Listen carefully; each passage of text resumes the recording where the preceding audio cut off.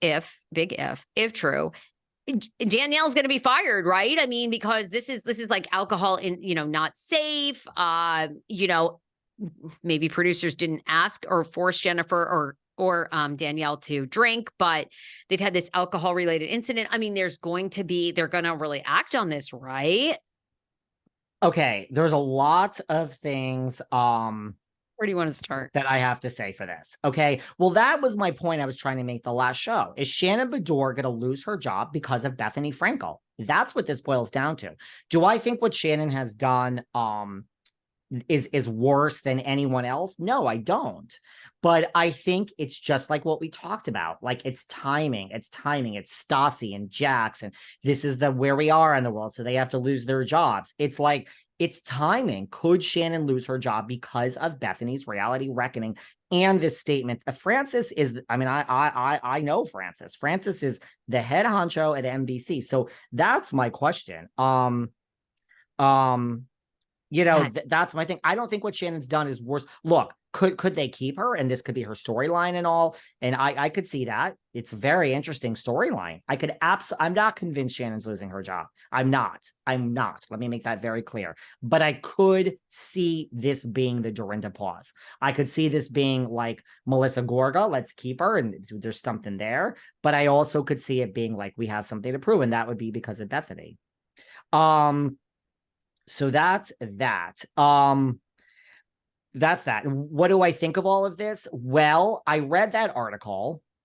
You're absolutely right. They're saying, so first of all, they're saying, here's what I took away. You want to know what I took away from that article? Top line. I just had Mark Garagos on, Bethenny's lawyer. Out of all the things we talked about, one of the things he said is it's the whole feds mentality. I'm going to turn on Jen Shah and I'm not going to jail. I'm going to turn on, and then we go right up and everyone turned on Jen Shah and everyone turned on Todd Chrisley, and Todd's in jail and Jen's in jail and everyone else walks free. Mark said to me, which I thought was so interesting. He said, what I think you're going to see is I think you're going to start seeing Bravo turn on the production companies and the production companies turn on Bravo, right? Salt Lake is Sirens. New York is Sirens. Then, we have Evolution for Vanderpump. We have Evolution for Beverly. They're all different. So, I mean, when I read that and Bravo is saying like, we sent this to the production companies. So yes, they do put the onus on the production. Right? They do put the onus. I mean, look, and if I were the production company, I would read that and say, fuck you, because damn well that we sent you this email and said, look what happened. Oh my God, I don't think we should show this. And I'm sure someone's like, don't worry about it. Keep fucking filming. So I think it's just very convenient that all of us, that is what I took away, that every statement, especially with alcohol, was like, we're going to tell them to have alcohol training and they're going to demand people go to alcohol training. And it just said, we're going to make sure the production companies do this and that. And no wonder why you made a statement, Francis. No wonder. That's what I took away from the alcohol part of it. You and I have both been in corporate long enough to know, and a lot of our listeners are in it. Lots of times they do these formalities just to cover their ass, but they're very loosely implemented, and they are always life is always on a case-by-case basis for the most part. So, do we think, because you make a great point in this Deadline article, NBC really puts it on the production companies. We've told the production companies they have to do this. The production companies have to do that. The production companies are now having exit therapy. Do you think it's like a handshake agreement between the production companies and NBC? Like, look, we're coming out with this. You guys got to put together a program. But, or do you think Bethenny might just kill reality TV? Like my other conspiracy hat putting on. Oh God, here we go. Oh boy. My other conspiracy hat putting on is, doesn't it benefit if reality television went away or was so watered down?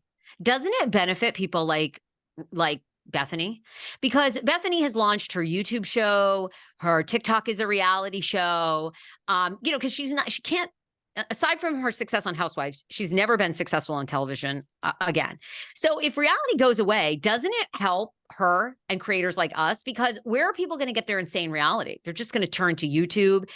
So to me, it's almost like this comes back to Bethenny in a way of if she can water down reality TV so to the point that it's so lame. Like a lot of people think New York, Real Housewives of New York is lame. That the whole, we fought over cheese. and we fought over Catch, the restaurant that no one cares about. And that's really it. I'm trying to think if they have a real recent fight. I haven't caught up. But anyway, and we're back to their inner childhood traumas.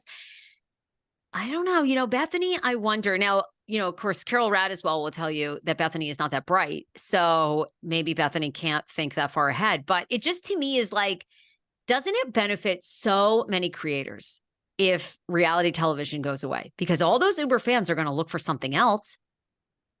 I mean, I never really thought about it like that, but sure. Yeah.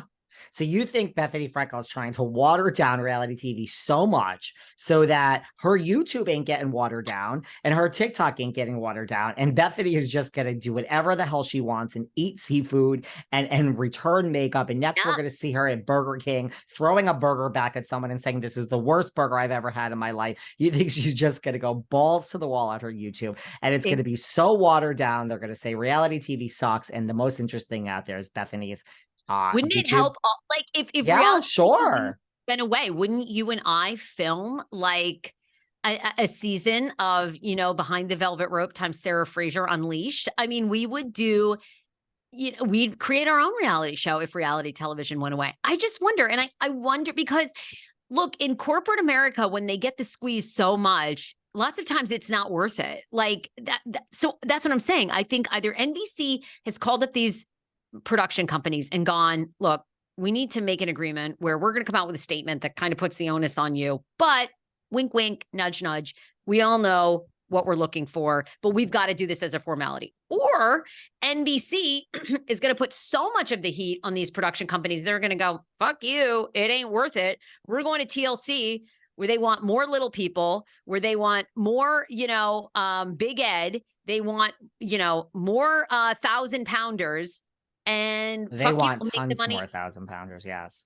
They want a ton more 1,000-pounders. So I don't know. I mean, I just think sometimes if it becomes so the juice ain't worth the squeeze, like, do they just give up? And I mean, is that more Bethenny's motive? Like, let's do away with reality TV so people are on TikTok even more. They're on YouTube even more. And my TJ Maxx incident got 2 million views. Well, guess what? Now it's getting 6 million. And the entire world is talking about my white savior complex. Lucky me, because she's just making money every click. It's not bad. It's not a bad theory. I never thought of that, but I actually kind of agree with you. I actually kind of agree with you. I mean, look, Bethenny says she's doing this for altruistic motives, but I'm not so sure that what you suggest is not wrong. Also, I found it interesting. So yes, I found that the whole alcohol thing, and they're also, as far as the psychiatrist, I did know. Wait. I have something else to say. I know. I always have something else to say.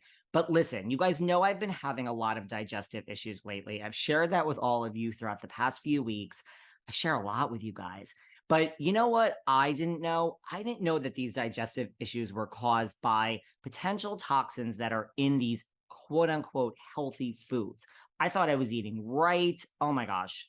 I have learned so much. We've been hearing about, these healthy foods for years, right?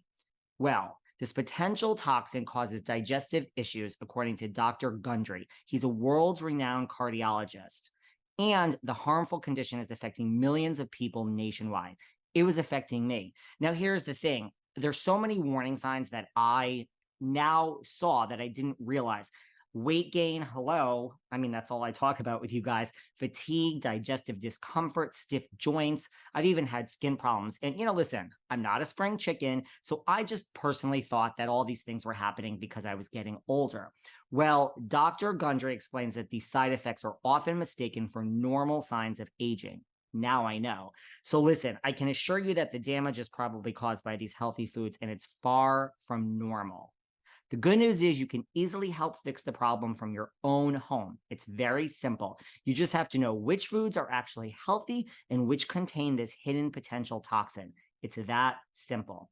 So you can find this for yourself at gutcleanseprotocol.com/velvet. That's gutcleanseprotocol.com/velvet. You can just click on the link in the description below this video.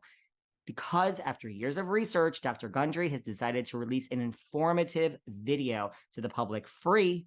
It's free and uninterrupted. You guys have to watch this, showcasing exactly which foods you need to avoid. Go to the video, gutcleanseprotocol.com/velvet. I'm not trying to be dramatic. I know this is reality TV, but this really, really has changed my life. Click on the link below. Bye.